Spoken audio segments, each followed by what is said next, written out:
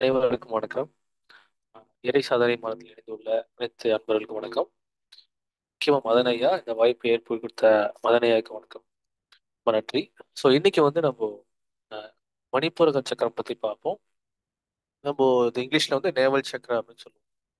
இதை நம்ம உடம்புல நம்மளோட உடம்புல இருக்கிற சக்கரா என்னென்ன மாதிரியான விஷயங்களுக்கு நமக்கு உதவுது. அதாவது பிசிக்கலா என்ன அது விஷயங்கள் செய்யுது, சைக்காலஜிக்கலா அது என்ன பண்ணுது, அப்புறம் ஸ்பிரிச்சுவல் என்ன பெனிஃபிட்டா இருக்கு அப்படின்றத பார்ப்போம். இது ஏற்கனவே நம்ம மகரிஷிய வந்து ஒரு சில விஷயங்கள் நமக்கு ஏற்கனவே கொடுத்துருக்காங்க மணிப்பூர சக்கரம் பற்றி.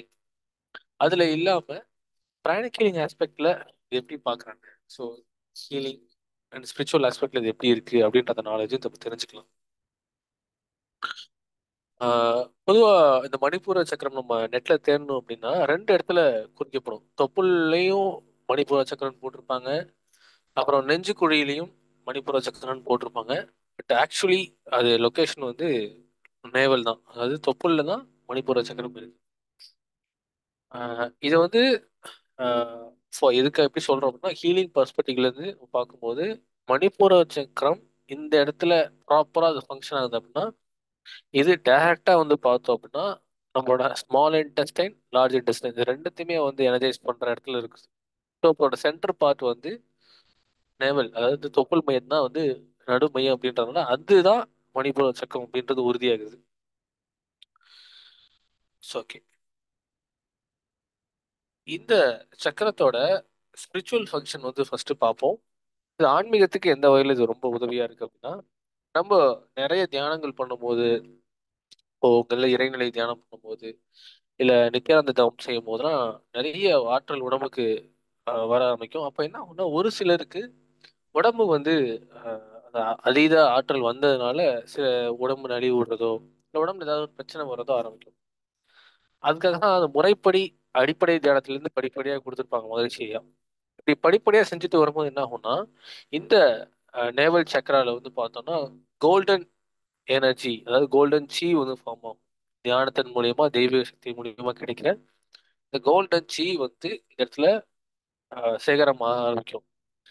இது ஒரு மனிதருக்கு அதிகமா உற்பத்தி ஆகும்போது நிறைய அவங்க உடம்புல இருக்கும் போது மட்டும்தான் ஹையர் மெடிடேஷன்ஸ் பண்ணும்போது அவங்க உடம்பு அதற்கேற்ற மாதிரி தாங்க ஆரம்பிக்கும். இல்லைன்னா ரொம்ப நேரம் அவங்களால மெடிடேஷன்ல உட்கார முடியாது. பிசிக்கலாவோ சைக்கலாஜிக்கலோ ஏதோ ஒரு ப்ராப்ளம் வர ஆரம்பிக்கும். ஸோ அப்போ இந்த கோல்டன் சீயை நம்ம படிப்படியா கொஞ்சம் கொஞ்சமா நம்ம வந்து கல்டிவேட் பண்றதுக்கு இந்த சக்கரா தான் நமக்கு உதவியா இருக்குது.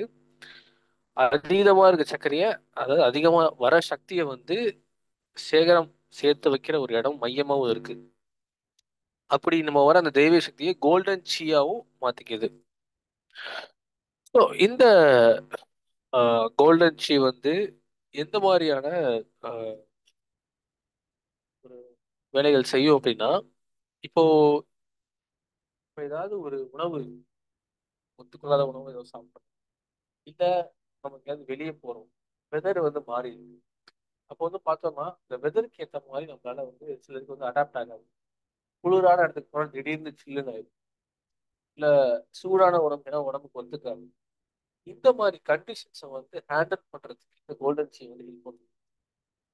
இந்த கோல்டன் சீ தான் வந்து இந்த நேவல்ல இருக்கிற அந்த சீதா வந்து என்ன பண்ணும் அப்படின்னா இந்த தட்பவெப்ப சூழ்நிலை இருந்தும் நம்ம சாப்பிட்ற தேவையில்லாத அஹ், உணவுகள்ல இருந்து நம்ம பாதுகாக்கிறதுக்கு இந்த சீ வந்து ரொம்ப ரொம்ப முக்கியமான வேலை செய்யுது. இது நிறைய இருக்கும் போது உடம்புக்கு எந்த பாதிப்பும் வராது, இம்யூன் சிஸ்டம் நல்லா ஸ்ட்ராங்கா இருக்கும். ஒரு முக்கியமான விஷயம்.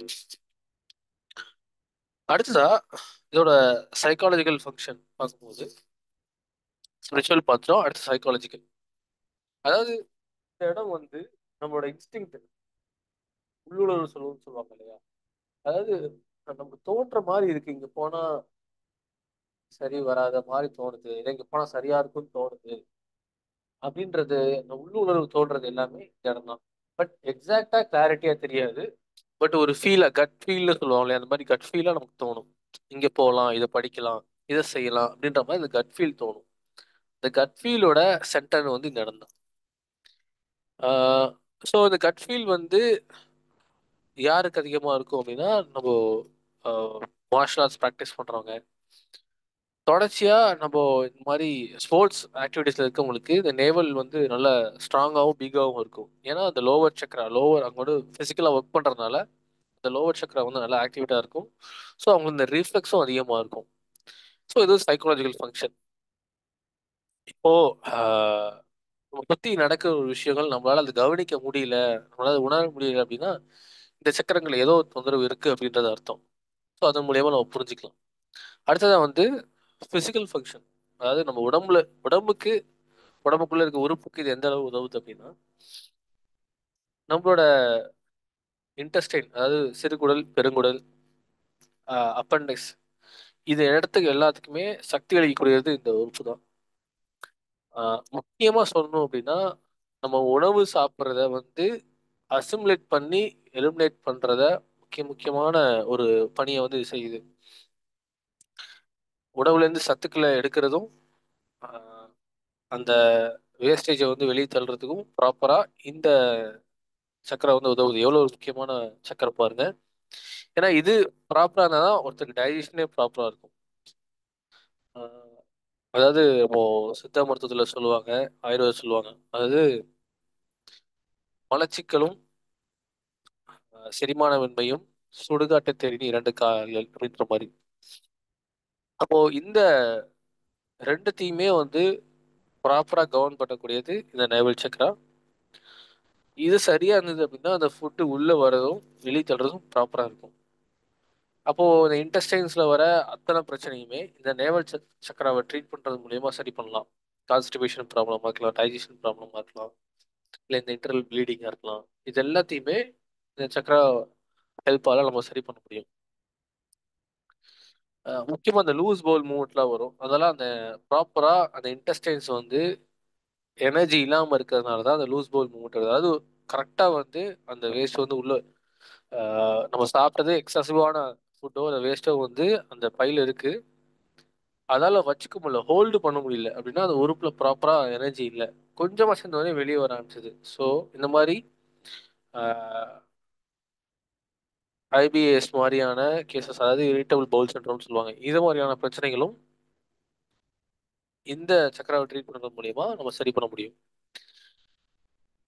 முக்கியமா நம்ம பாடி எப்பவுமே ஒரு மாதிரி எனர்ஜி கம்மியா இருக்கு, நம்ம நல்லா சாப்பிட்றோம், எல்லாமே நல்லா ப்ராப்பரா பண்றோம், மெடிடேட்லாம் பண்றோம், எக்ஸசைஸ் பண்றோம், பட் எவ்வளோ எனர்ஜி கம்மியா இருக்கு எப்பவுமே அப்படின்னா ஒரு மாதிரி இந்த சக்கரா வந்து ப்ராப்பரா ஃபங்க்ஷன் ஆகலாம் அர்த்தம். ஏன்னா இந்த அசிமுலேஷன் எலிமினேஷன் ப்ராசஸ் இங்க ப்ராப்பரா நடந்திருக்காது ஒண்ணு. அதாவது சாப்பிட்ற உணவுல இருந்து சத்தா பிரிச்சிருக்காது.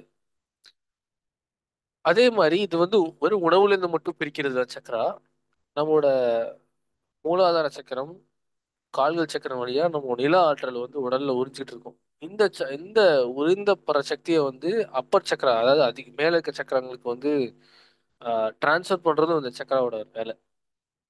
ஸோ அப்போ ரெண்டு, அதாவது நமக்கு பிராண சக்தி நிலத்தல் மூலியமா கிடைக்கிறதும் இது வழியா தடைப்படுது, உணவின் மூலியமா கிடைக்கிறது தடைப்படுது அப்படின்னா அப்போ அவங்களோட எனர்ஜி லெவல் எப்படி இருக்கும், ரொம்ப கம்மியா தான் இருக்கும்.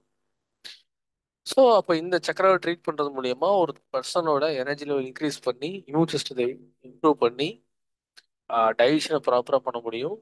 ஸோ இந்த மாதிரி இதுல இன்னொரு முக்கியமான விஷயம் இருக்கு. என்னன்னா இந்த நேவல் சக்கரால வந்து எனர்ஜி தேக்கம் இருந்தது அப்படின்னா ஆஹ் நான் சொன்னேன் இல்லைங்களா, கீழே இருந்து போற சக்தி மேல போகாது அப்படின்னு சொல்லி. அப்ப என்ன ஆகும்னா இந்த மணிப்பூரகத்துக்கு கீழே இருக்கிறது சுவாதிஷ்டா சக்கரம். இந்த சுவாதிஷ்டா சக்கரம்லயே சக்திகள் தேங்க ஆரம்பிச்சது அப்படின்னா அதிகப்படியான செக்ஷுவல் டிரைவ் அப்படின்றது இருக்கும். ஸோ இந்த எனர்ஜி மேல போனாதான் ப்ராப்பரா உங்களுக்கு சேனலைஸ் ஆகும். ஸோ அப்போ எல்லாமே பேலன்ஸ்டான ஒரு ஃபீலிங்கா இருக்கும். இந்த நேவல் சக்கரா கன்ஜெஷனா இருக்கும் போது, ப்ராப்பரா இயங்காத போது இந்த சக்தி கீழே தங்க ஆரம்பிக்கும். ஸோ அதனால அவங்களுக்கு இந்த அதிகப்படியான எண்ணங்கள் ஒரு தாட்ஸ் வர்றது இருக்கும். ஸோ அப்போ இதை சரி பண்ணாலே நம்ம அந்த தாட்டையும் சரி பண்ணிட முடியும். ஓகே. ஸோ நேவல் சக்கரா பத்தி நம்ம பார்த்துருக்கோம். இதுல ஏதாவது சந்தேகங்கள் இருக்குங்களா? நம்ம அடுத்த சக்கரங்களுக்கு போலாம். ஐயா எல்லாம் முடிச்சுட்டு அப்புறமா கேள்வி பதில் செக்ஷன் வச்சுக்கலாங்க ஐயா. ஓகே, சரி. ஸோ நான் வந்து கொஞ்சம் ட்ராவலில் இருக்கிறதுனால என்னால் பிக்சர் சரியாக காமிக்க முடியல. ஸோ நெக்ஸ்ட் கிளாஸஸில் வந்து நான் பிக்சர் காமிக்கிறேன். ஸோ நேவல் வந்து பார்த்தாச்சு. நேவலுக்கு அப்படியே பேரலா பின்னாடி, அதாவது தொப்புள் மையத்துக்கு நேரா ஒரு கோடு போட்டிங்கன்னா பேரலா உங்களோட முதுகு பக்கம் இருக்கிற சக்கரா வந்து மெங்மை சக்கரா. இந்த சக்கரங்கள் வந்து நம்ம இதுல இருக்காது, நம்ம மகரிஷியோட டீச்சிங்ஸ்ல இருக்காது. பட் இருந்தாலும் பரவாயில்ல, இது தெரிஞ்சு வச்சுக்கோங்க. இந்த சக்கரம் வந்து என்ன செய்யும்? நம்மளோட ஸ்பிரிச்சுவாலிட்டிக்கு இது எவ்வளவு ரொம்ப முக்கியமான சக்கரம்னா, ரொம்ப சின்ன சக்கரம். மற்ற சக்கரம் மாதிரி பெரிய சக்கரங்கள் கிடையாது. இது ரொம்ப சின்னதுதான், பட் ரொம்ப முக்கியம். அதாவது நம்ம சொல்றோம் இல்லையா, மூலாதாரத்துல இருந்து எனர்ஜி வந்து மேல போகுது அப்படின்னு சொல்லி. அந்த மூலாதாரத்துல இருக்கிற எனர்ஜியை பம்ப் பண்ணி மேல கொடுக்கறதே இந்த சக்கரை தான். ஸோ ஒரு பம்பிங் ஸ்டேஷன் மாதிரி இருக்கும். அப்போ இந்த சக்கரங்கள் வந்து இந்த மின்மையின் வந்து பாதிக்கப்பட்டா அந்த பம்பிங் வந்து இருக்காது. ஸ்பிரிச்சுவல் டெவலப்மெண்ட் லேட்டா நடக்கும். இது ஏன் தடைப்படுது? எதனால தடைப்படுது அப்படின்னா, நம்ம ஒருத்தன் மேல ஒருத்தரை மன்னிக்க முடியாம வச்சிருப்போம். நம்ம நம்மளையோ இல்ல நம்ம பிறரையோ, யார் மேல ஒரு வெறுப்பாலையோ ஒரு பழிவாங்குதல் எண்ணத்தாலேயோ கோவத்தாலேயோ பிறரை மன்னிக்காம அவர் மேல ஒரு கிரட்ஜோ ஒரு எண்ணம் வச்சிருப்போம் இல்லையா? அந்த மாதிரி எண்ணங்கள் என்ன ஆகும் அப்படின்னா இந்த மெக்மைன் சக்கரத்தை வந்து தடை பண்ணிடும். அப்போ இதுக்கான ஒரே தீர்வு என்னன்னா, நீங்க அந்த பர்சனை ஃபர்கியூவ் பண்ணதான் இந்த சக்கரை வந்து நார்மலைஸ் ஆகும். நம்ம என்னதான் ஹீலிங்ல வந்து சரி பண்ணாலும், இப்போ ஒரு ஒரு பிபி பேஷண்ட் வராங்க அப்படின்னா இவங்களுக்கு வந்து இந்த மெக்மெயின் வந்து ரொம்ப ஆக்டிவா இருக்கும். ஸோ அப்போ என்ன ஆகும்னா அதிகப்படியான எனர்ஜி அதிகப்படியான பிளட் வந்து தலைக்கு ஏறி உங்களுக்கு வந்து அந்த பிபியோ தலை சுத்தலோ ஏற்பட்டுட்டே இருக்கும் அடிக்கடி. அப்போ இந்த மெக்மெயினை ட்ரீட் பண்றது மூலியமா அவங்க சரி பண்ண முடியும். பட் அதோட ரூட் என்னன்னு பார்க்கும்போது அவங்க யாரையாதையோ இல்லை அவங்களையோ மன்னிக்காம உள்ள வச்சிருப்பாங்க.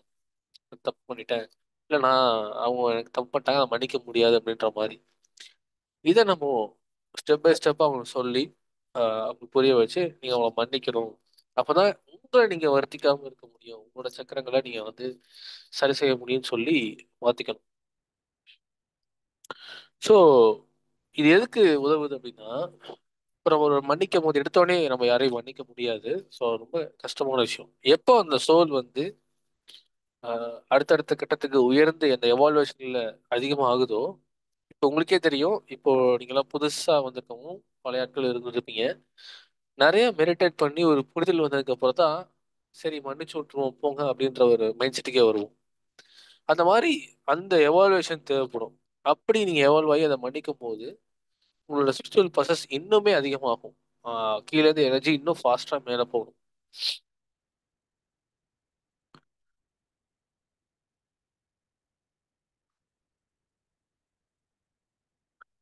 இப்படி மேல போகும்போது என்ன நமக்கு நடக்குது அப்படின்னா, அதாவது உள்ளதை உள்ளவாறு பார்க்கும் தன்மை வந்து ஏற்படும். ஓகே, இதுதான் ட்ரூத். ஒரு விஷயம் நடக்குது, ஒரு கான்சியஸா ஒரு ஒரு ஒரு பீப்புள் பேசிட்டு இருக்க இடத்துக்கு நம்ம போறோம் அப்படின்னா, யார் நம்மள்ட்ட வந்து என்ன நோக்கத்துக்காக பேசுறாங்க, என்ன நோக்கத்துக்காக இந்த திட்டம் நடக்குது, ஆஹ் எதெல்லாம் வந்து ரொம்ப ஒரு பிராக்ஸ்டரா வேடிக்கையா இருக்கு, இதெல்லாம் வேடிக்கை இல்லாம ரொம்ப சீரியஸா இருக்கு பேசுறாங்க அப்படின்றது எல்லாத்தையுமே அந்த உள்ளுணர்வா உணர்ந்து கொள்ள முடியும். உள்ளதை உள்ளவாறு பார்க்குற தன்மை வந்து இந்த சக்கரா வந்து டெவலப் பண்ண முடியும். ஏன்னா இந்த சக்கரா வந்து டைரக்டா எனர்ஜியை பம்ப் பண்ணி ஹையர் சக்கராஸ் அனுப்புறதுனால இந்த டெவலப்மெண்ட் இந்த ப்ராசஸ் தான் இயல்பாக நடக்க ஆரம்பிக்கும். ஸோ இந்த மெக்மெயின் சக்கராவோட ஸ்பிரிச்சுவல் ஃபங்க்ஷன் நம்ம பார்த்தாச்சு. அடுத்ததா சைக்காலஜிக்கல் ஃபங்க்ஷன். ஸோ ஒரு ஒரு பர்சன் வந்து ரொம்ப எக்ஸைட்மெண்ட்டாக எமோஷனலாக ரொம்ப எக்ஸைட்மெண்ட், குழந்தைங்கள்லாம் பார்த்துருப்போம். அதாவது ஒரு கிஃப்ட் வாங்கி கொடுத்தா ரொம்ப எக்ஸைட்மெண்ட் ஆகிறாங்க, பர்த்டே எக்ஸைட்மெண்ட் ஆவாங்க. இந்த மாதிரி எக்ஸைட்மெண்ட்டை கொடுக்கக்கூடிய சக்கரா வந்து இந்த மெக்மெயின். ஓகேங்களா? எப்படி இந்த எக்ஸைட்மெண்ட் வருது அப்படின்னா, இந்த மெக்மெயின் சக்கரா எனர்ஜைஸ் பண்ணக்கூடிய இடம் என்னன்னு பார்த்தோம் அப்படின்னா, எனர்ஜைஸ் பண்ணக்கூடிய ஆர்கன்ஸ்லாம் கிட்னி, பிளாடர், அப்புறம் வைட்டல் ஆர்கன்ஸ். இந்த கிட்னி எனர்ஜைஸ் பண்றதுனால இது டைரக்டா இந்த அட்ரினல் கிளாண்டையே வந்து எனர்ஜைஸ் பண்ணும். ஸோ இந்த சக்கரம் ஆக்டிவேட் ஆனோட என்ன ஆகும்னா அட்ரினல் வந்து புஷ் ஆக ஆரம்பிக்கும். ஸோ அட்ரினல் அதிகமான நமக்கு என்ன ஆகணும், அந்த எக்ஸைட்மெண்ட் வந்து ஸ்பீடப் ஆயிரும். ஸோ அதே மாதிரி இது வந்து அதிக அமௌண்ட் ஆஃப் எனர்ஜி வந்து மேலே அனுப்புறதுனால நம்ம பிரெயினும் ரொம்ப ஆக்டிவாக இருக்கும். ஸோ இந்த எக்ஸைட்மெண்ட் வந்து தானாக வருது. அப்போ இந்த சக்கரா லோவாக இருக்கவங்களுக்கு, இந்த சக்கரா வந்து இயங்காமல் இருக்கவங்களுக்கோ, ரொம்ப கம்மி இயங்குறவங்களுக்கோ என்ன ஆகும்னா இந்த லேசினஸ் வந்து வர ஆரம்பிக்கும். Emotional laziness. பார்த்துக்கலாம், அப்புறம் பார்த்துப்போம் அப்படின்ற மாதிரி ப்ரொக்ராஸ்டினேஷன்ஸ் எல்லாமே வர ஆரம்பிக்கும்.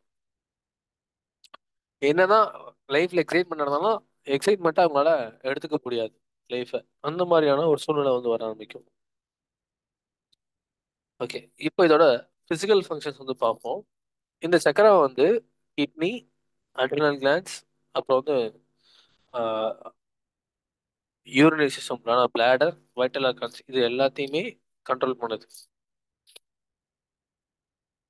ஸோ இந்த சக்கரால வந்து ப்ராப்ளம் ஆனாலும் இந்த ஆர்கான்ஸ் எல்லாமே உங்களுக்கு வந்து ரெஃப்ளெக்ட் ஆகும். அப்போ இந்த ஆர்கான்ஸ் உங்களுக்கு ஒரு ப்ராப்ளம் இருந்தது அப்படின்னா ஆல்ரெடி இந்த சக்கரா வந்து பாதிக்கப்பட்டிருக்கும், ப்ராப்பராக இயங்காமல் இருந்திருக்கும். அப்போ இந்த சக்கராவை சரி பண்ணும்போது ஆட்டோமேட்டிக்காக உங்களுக்கான ஃபிசிக்கல் ப்ராப்ளம் வந்து சரியாக ஆரம்பிக்கும். ஸோ முக்கியமாக நம்ம வந்து இந்த பிளட் ப்ரெஷர், பிபி அப்படின்றது வந்து நிறைய பேருக்கு இன்னைக்கு இருக்கு. இதில் ஒரு முக்கியமான விஷயம், அதாவது எல்லாருமே ஃபிசிக்கலாக என்ன பண்ணுறோம் அப்படின்னா பிளட் ப்ரெஷர் குறைக்கிறதுக்கான மாத்திரைகள் எடுத்துட்டு இருக்காங்க ஒரு பக்கம். ஒரு பக்கம் தியானம் பண்ணுறோம். தியானத்தோட சேர்த்து இந்த ஃபர்கிவ்னஸ் ப்ராக்டிஸையும், மன்னிக்கிறதையும் சேர்த்து பண்ணும்போது என்ன ஆகும் அப்படின்னா படிப்படியாக இந்த சக்கரம் வந்து நார்மலாக ஆரம்பிக்கும். நார்மல் ஆகும் போது உங்களுக்கு பிபி தானாகவே க்யூர் ஆகும்.